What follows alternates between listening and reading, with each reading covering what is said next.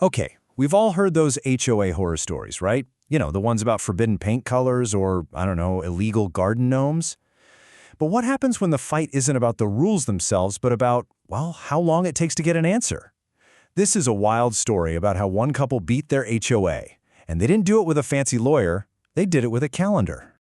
I mean, it's the ultimate question, isn't it? Can you ever really win against your homeowners association? It feels impossible sometimes, right? You're up against this powerful board, they've got a rule book thicker than a novel. But what if the secret isn't to fight the rules, but to use that super thick rule book against them? And that, right there, is the heart of this entire story. It's a total David versus Goliath situation. But get this, David's slingshot isn't some clever legal argument. Nope, it's just a calendar. The whole case, and I mean the entire thing, comes down to one simple, super powerful idea: a deadline. So, let's dive in. Our story kicks off with what seems like a totally simple, reasonable request. Two homeowners just wanted a gate. That's it. Sounds simple, right? Well, all right, so here are the players. We've got our homeowners, Stephen Hedden and Paul Ryan. They live in this really nice master planned community called Eagle Mountain out in Fountain Hills, Arizona. Now, their setup is a little unique. They have two homes on adjacent lots, and they share this long 300-foot driveway. The driveway actually goes up over a little hill, so you can't even see their houses from the main street. So for some basic privacy and safety, they decided, hey, let's install our own private electronic gate. Totally makes sense. And so on May 1st, 2006, they put in the application. Easy peasy, right? Well, if you've ever had the pleasure of dealing with an HOA, you probably guess what happened next. That simple request? Yeah, it got sucked into a black hole of committees and meetings and bureaucratic runarounds. Just look at this timeline. Their application got bounced around like a pinball. On May 1st, they submit it. By May 10th, the Design Review Committee, or DRC, doesn't even make a decision, they just punt it to the main HOA board. A week later, the board kicks it back, saying a neighbor complained and there was no compelling reason for a gate. So in June, the homeowners actually go to the DRC meeting themselves, and what happens? Tabled. Again. It's not until July 5th, more than 2 months after they first asked, that they finally get an official answer.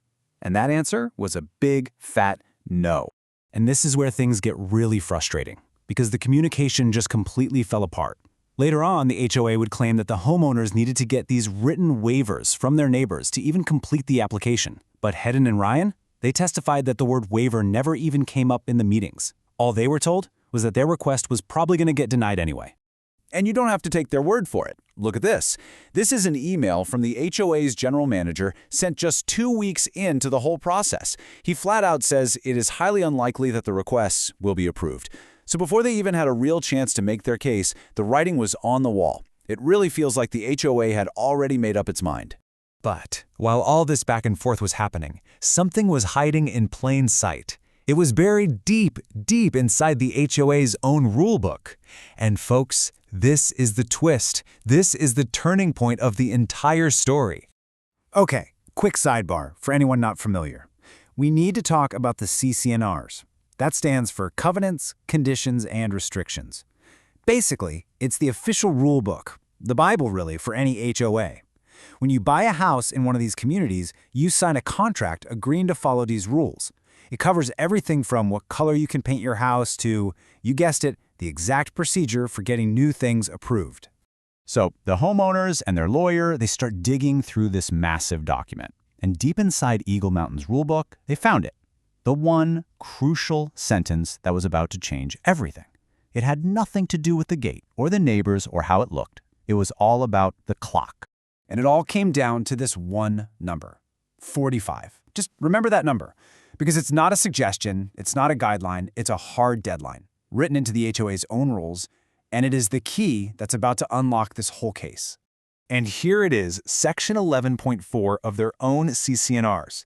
It says, and I quote, "If a design review committee fails to furnish a written decision within 45 calendar days after a complete application has been submitted, then the application shall be deemed approved."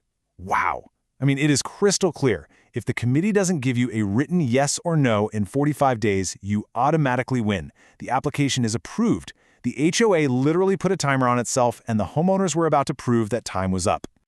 All right, so let's fast forward to the courtroom, because the final verdict is not what anyone saw coming. It is a perfect, and I mean perfect, example of how you can lose the battle on the details, but still win the war on a technicality.